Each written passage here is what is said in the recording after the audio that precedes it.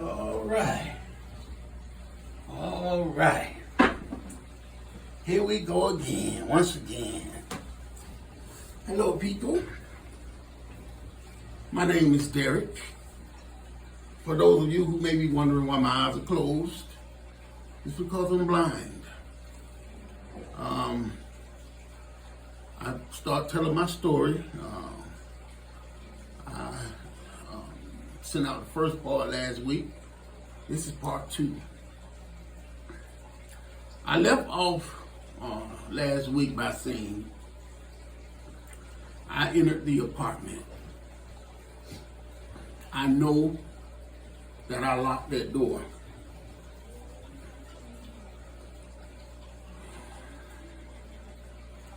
I first noticed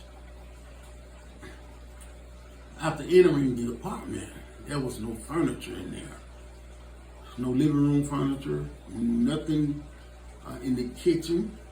In between the living room and the kitchen, there was a breakfast bar, but there were no chairs up against the breakfast bar. I also remember seeing lines in the carpet. You know, when you get through vacuuming, how it leaves lines in the carpet. Evidently, someone had vacuumed earlier that day, so that really stuck out in my mind. When you first enter the apartment, you're in the living room. To the left is the living room. Straight ahead, when you enter the door, is the kitchen. When I opened the door,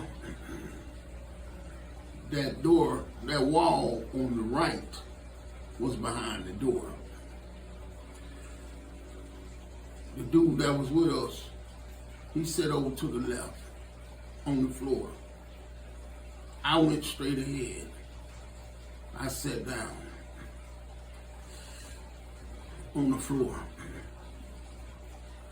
right in front of the breakfast bar. And I could look down the hallway and I see the room to the left. Now, I noticed when I began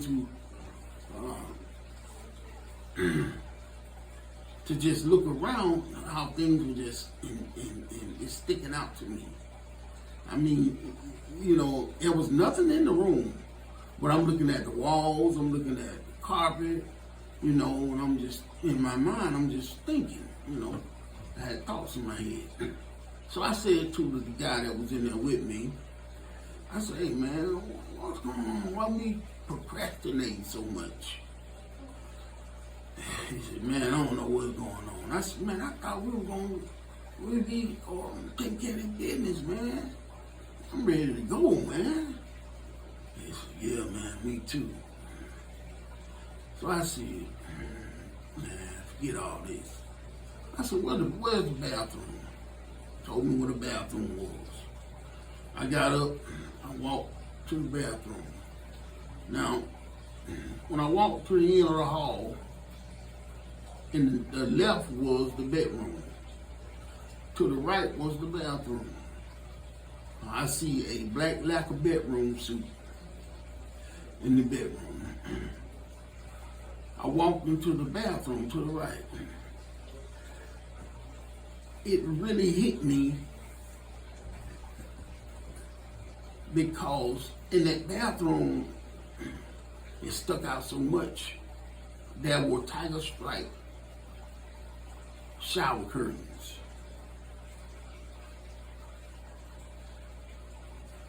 I had never seen shower curtains like that. And that just really, you know, after I became blind, it stuck in my mind for a long time. I got to using the bathroom. I walked over to the sink, washing my hands. As I was washing my hands, I was looking in the mirror at my face. just kept looking at my face. You know, that's the second time that day that I was all seeing my face in detail like that. I had a little mustache at the time. I didn't have the goatee, but I had a mustache. And I came out the bathroom. I went and sat back on the floor. Again, looking at the carpet. And I said to the boy who was in the living room with me, I said, man, I don't know what's going on, man. I said, but I'm gonna let my food digest, man. Wake me up when y'all ready to leave. He was like, all right.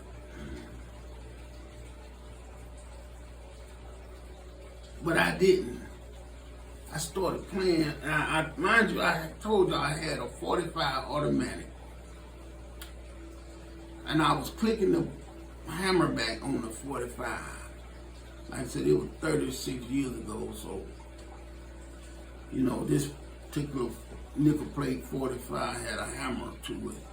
You slide the top, rack it, but it also had a hammer, but I was clicking the hammer back, and I was clicking it at my partner. I kept doing that. I never slid it to put a bullet in there. But I said, he kept saying, man, D, quit, man, quit playing, D. Quit playing. You know, he was throwing his hands up and like that, you know. He said, quit playing. I said, yeah, man, let me stop. Let me stop one of them freak accidents happening. So I laid the gun down right beside him. And I'm by me laying on the floor, right close to the floor, the carpet, and I'm just seeing carpet fiber and everything. Just, oh man, just seeing it in my mind. I closed my eyes. I got to thinking of everything that had transpired that day.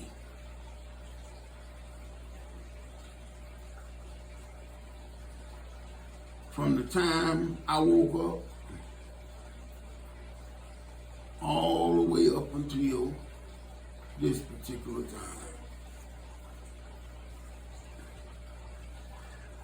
I got to thinking about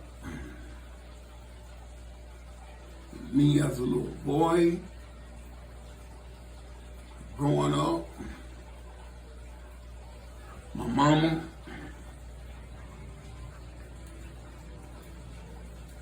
letting me off the bus, a little boy, my grandmama being at her front door, my mama walking me across the street, the bus driver just waiting for my mama to get me across the street and she get back on the bus. I went to thinking about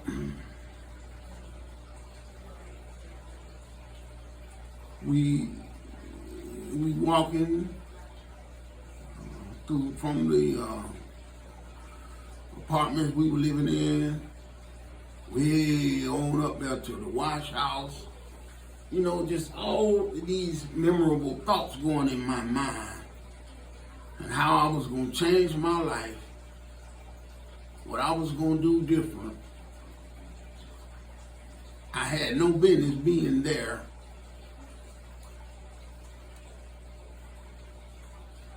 At that time, I had made my mind up on what I was going to do.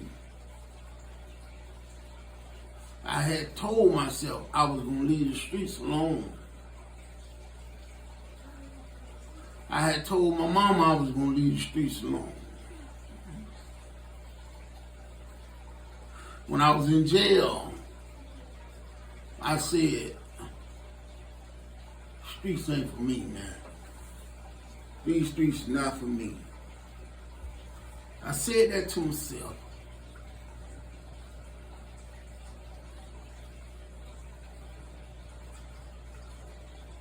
And at that time, I must tell y'all,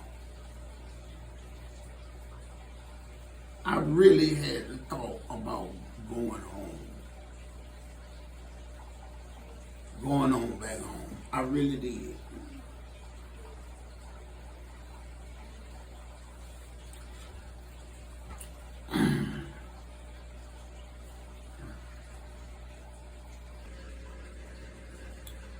And that's what I should have did.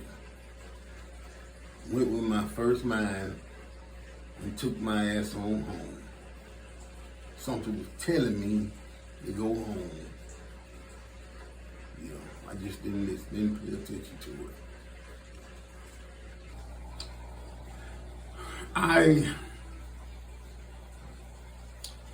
was then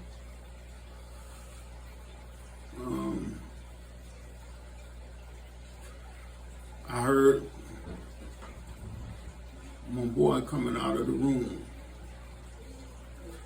He came and he went in the kitchen and he got on the phone. He was talking with someone. You know, his beeper kept going off, kept beeping. He was talking. I'm saying, in my mind, this nigga bullshit.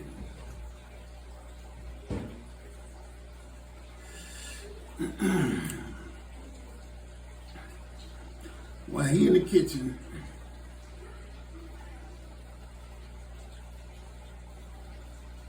I'm laying down and I'm looking down the hallway and I see Coco coming out of the bedroom. And she walking towards my direction. And she has on a black negligee. Black negligee. Now, I told y'all, she looked good. She looked good. She looked real good. But that body was awesome. Her body was awesome. And she had on that black negligee, man, and I'm talking about them hips. Man, them hips were sticking out. She got this gap between her legs and shit. And she was walking toward, I see them big yellow thighs, man, them nice thighs on. And I was like, I just be damn. She walking like that with that negligee on. I'm sitting there and I'm like, damn, I can't believe this shit. So I said to myself, I said, damn, I see how she looked coming toward the way, but because she came up, then she turned left in the kitchen. She went in the kitchen. I said, but goddamn, when she come back through, walk back through, I want to see how that ass look from the back. That's what I said. And man, I said, so she came out the kitchen, she turned to the right, she walked down the hall, and I'm looking at that ass. I'm like, God damn. God have mercy, she fine as hell.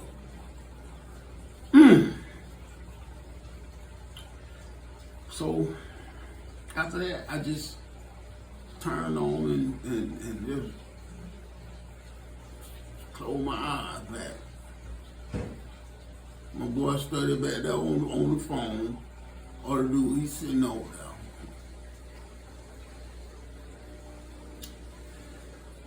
I went back to thinking. At the same time, I couldn't get that black nigga to check out my mind neither. And I was like, man, within, let's say, 5 minutes after, I see the negligee.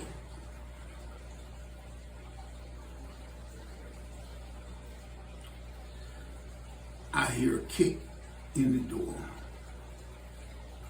The door kicked open.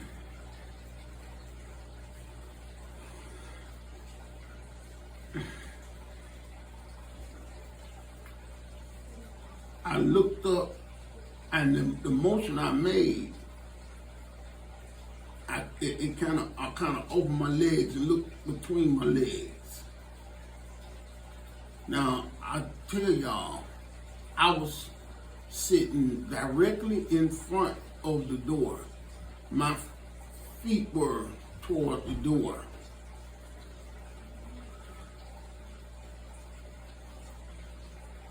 I was kind of sitting on my side. I was laying on my side on the floor. And when he kicked in the door, I opened my legs up, raised up real quick, raised up, and I see this joker jump in the apartment, point a 12 gauge shotgun at my face, and shot. Bam!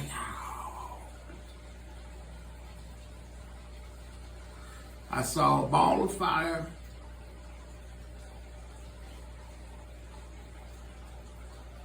And that was it.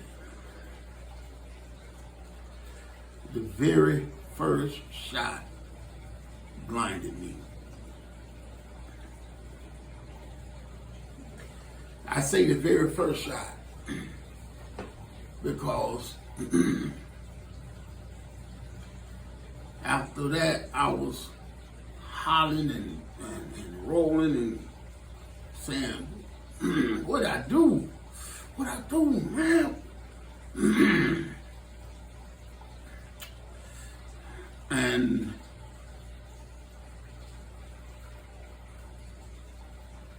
the other dude that was in there with us, who was in the living room with me, sitting with me,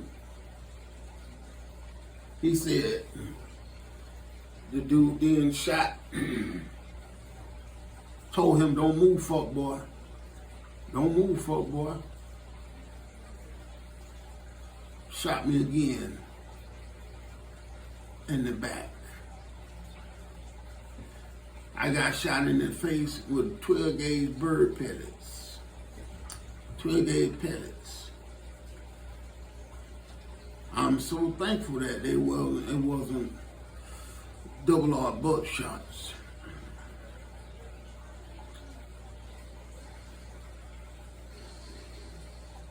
He then shot me in the back. Now this was a 12 gauge slug. I have a dent in my back right now.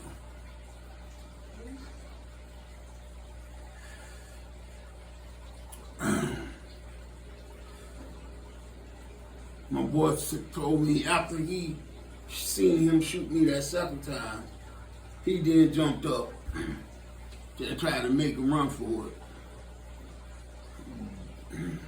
Dude shot him in his side.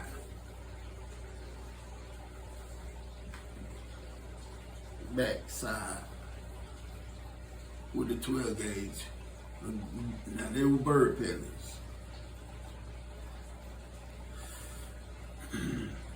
All the jokers come in the apartment.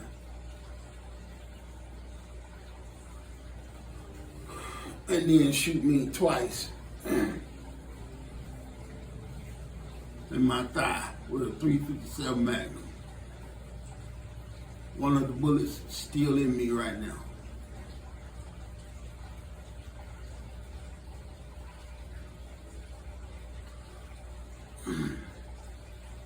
You, yeah, I'm feeling them jump over me and run all through the place. Now, the dude who I was with, like I said, I'm not giving no names.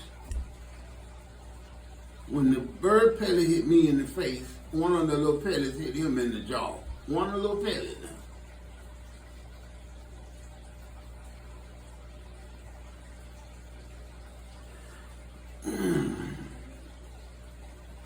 Mind you, it was six guys that entered the apartment. The last one being the ringleader, who said by admission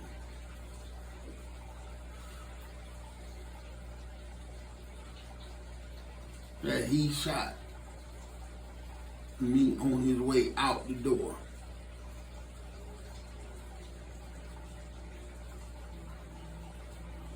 Shot me in the leg with a 9mm.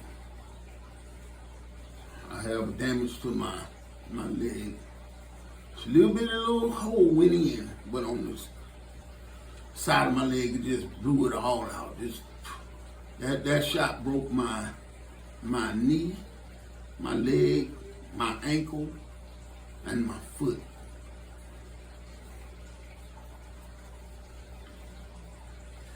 It broke it.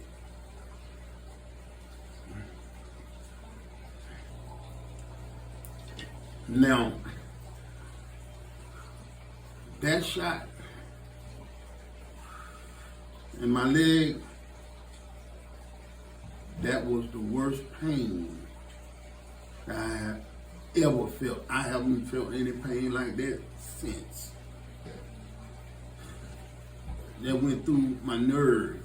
It blew out my nerve. As I was beginning hollering and yelling and stuff,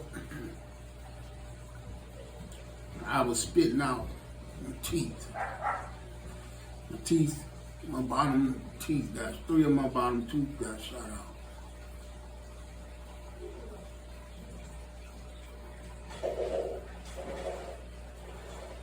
Spitting out blood.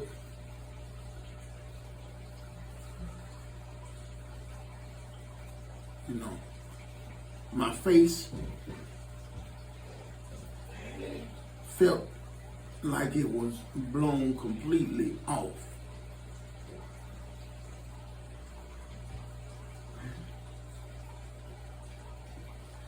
It felt like I'm just a skeleton. That's what it felt like to me.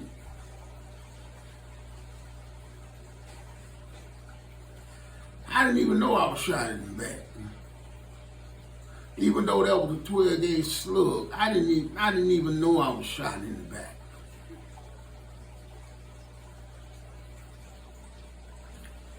Right behind my heart, on the left side.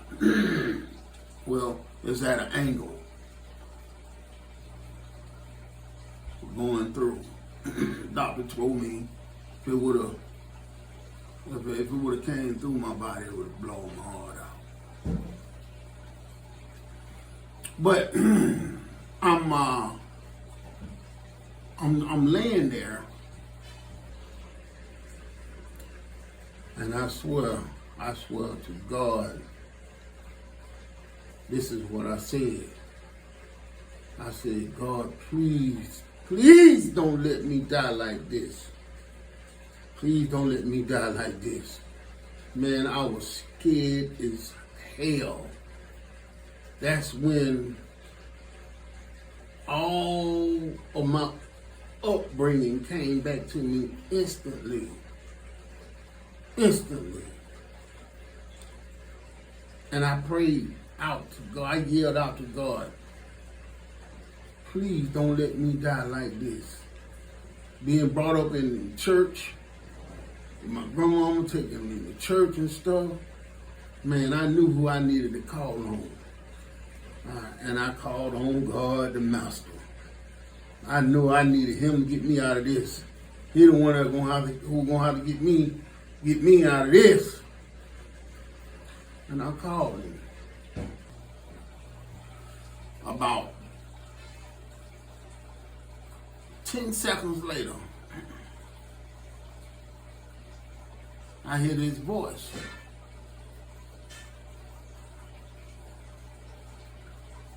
It was this voice. Said, Derek. I said, Shirley, that's you, man. He said, yeah. It was my cousin. That was my cousin, Chevy.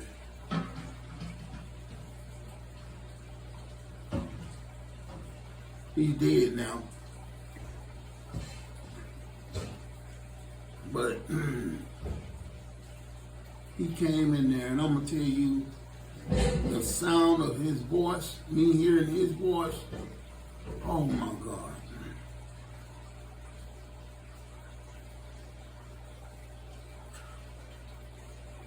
They had been looking for me. Mind you, I told you, my boy had got that apartment for this girl, evidently when I was locked up, and I didn't know it, but they knew, a couple of my partners or whatever, they knew where the apartment was. And they said someone was over there looking for us that day. That's how my cousin ended up where I was. He actually seen the guys running from the apartment.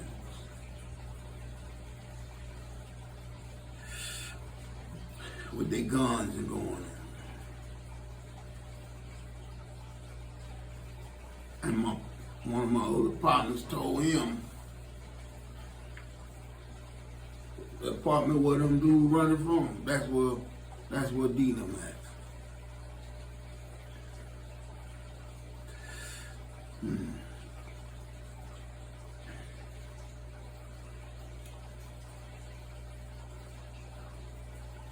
My cousin tried to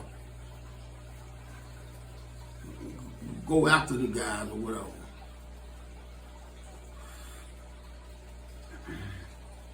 But they were gone.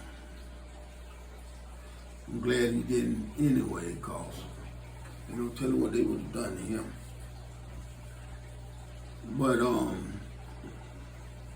he come back in the apartment and he tell them, he said, dial the emergency number. The girl Coco gonna say, what's the emergency number? I said myself, 911, bitch. 911, bitch. I said to myself.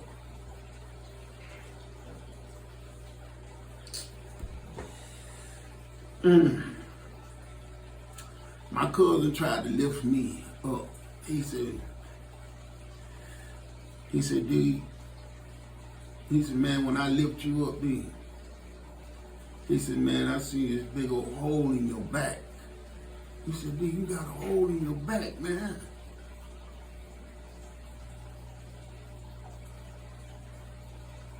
Like I said, I didn't even know I was shot in the back.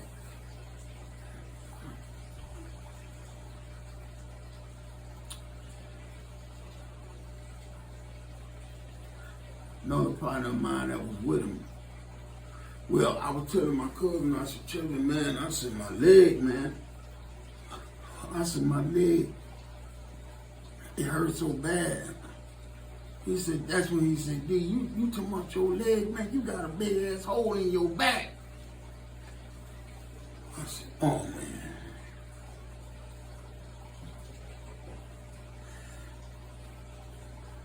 I was conscious the whole time. I never lost consciousness.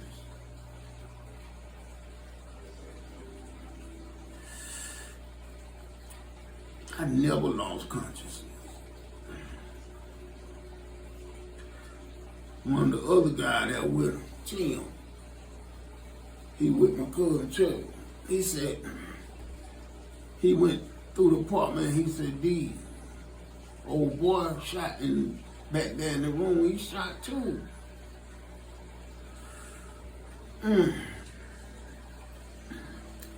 He was looking at me. He was standing over me. Chubby had went out.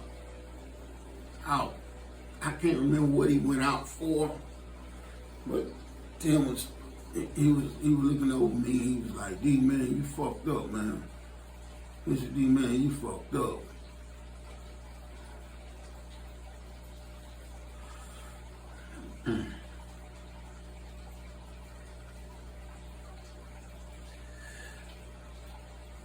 And I'll never forget how the sound of that fire truck coming, emergency, EMS, all them people come. I never forget how the sounds, how I felt when I heard the sound, because I knew.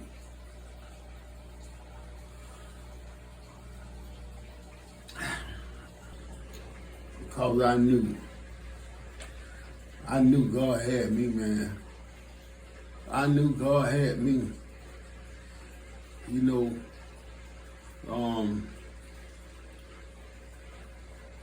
and the thing of it is, after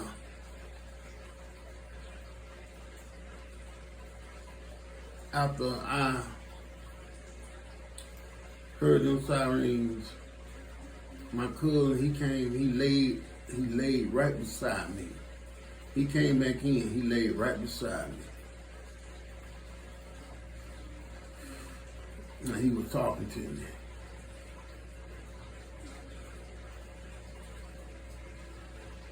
And I had this peace to come over me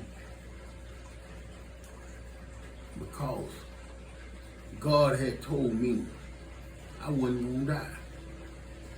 God had told me, you're not gonna die. I had this peace come over me, and I just laid there. And I remember when they came in the apartment, I could hear everything. I'm hearing the radio, and, you know, I'm hearing, you know, their voices and stuff, and I felt so good that they was there, man.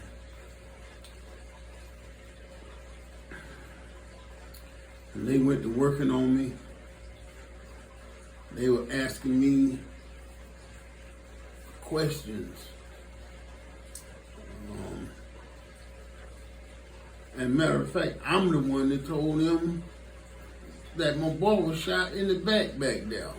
I'm the one that told EMS, and they was like, somebody else in here shot? I said, yeah, my partner back there, he shot too.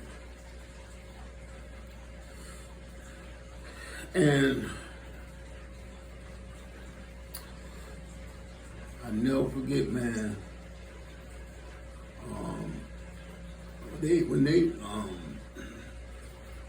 when they shot me with them pellets, the pellets went all up between my legs, all in the stomach, all in the groin area, and it just, I'm gonna tell y'all,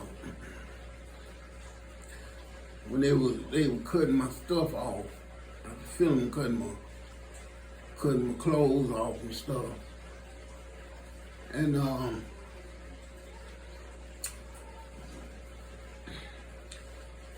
I asked the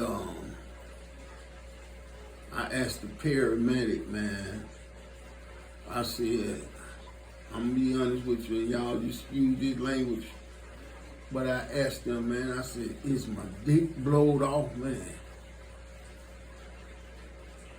I said, cause it feel like it's blowed off, man. It feel like I don't even have it no more, man. He said, he looked, he said, no, you still got it. You still got it. But man, I'm telling you, that was the scariest feeling I had ever had in my life, thinking I was about to die for those seconds. But when I called out to God, man, that was the calmest feeling. And I remember them putting me in this, they laid something down, and they picked me up and they put me in on this stretcher, I guess. But they hit some button and it inflated. And then they strapped me down and they strapped me into it and all that stuff. And that was so to slow my blood down.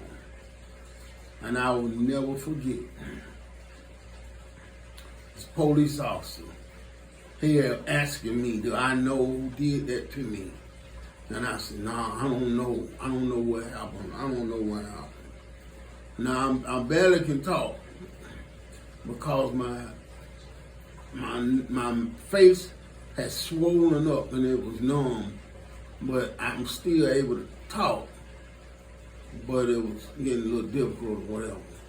But I never forget, man, that police, they said, where we going with him? We going to the cab. That police said, man, this boy need to go to Grady. That's what he said. This boy need to go to Grady. That's what the police officer told them. I never forget. I never knew his name. I never knew that, but when he said that, he know. And I know God had done put him right there for me. This boy need to go to Grady, and that's where they took me. They took me, they rolled me out of the apartment. First thing I noticed, I feel the air, the cold air.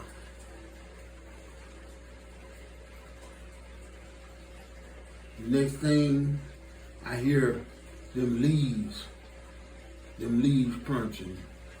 That's why to this day I get into a depression when I feel this cold weather, this time of year, and I hear the crunching of them leaves. That just do something to me, man. But they rolled me out and put me in the ambulance. And they started on the journey with me, man.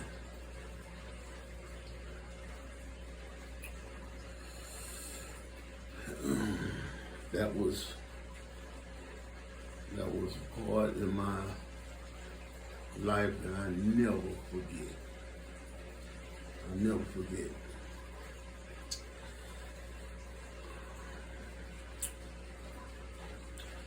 Ride down to the hospital.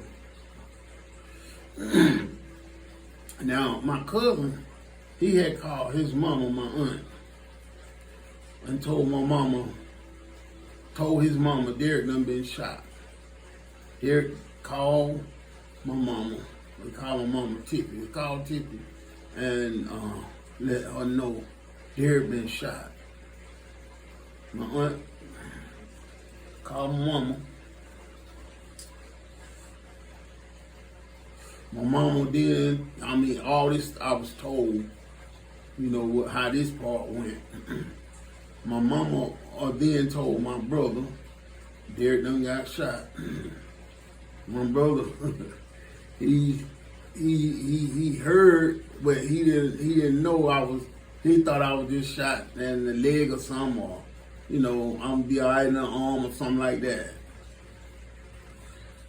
But my mama say, he rolled on back over like he was gonna go back to sleep. But when she got ready to go out the door, he ready to go out the door. In fact, he drove. He had to drive because my mama was messed up. She couldn't drive. They thought they had took me to the cab hospital. Actually, it would have been quicker for me to get to the cab from where I was. But again, the police officer said this boy need to go to Grady.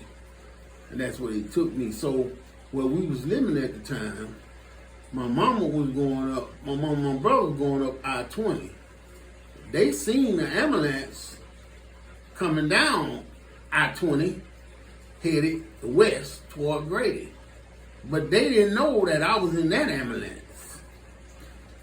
And they went to the cab first.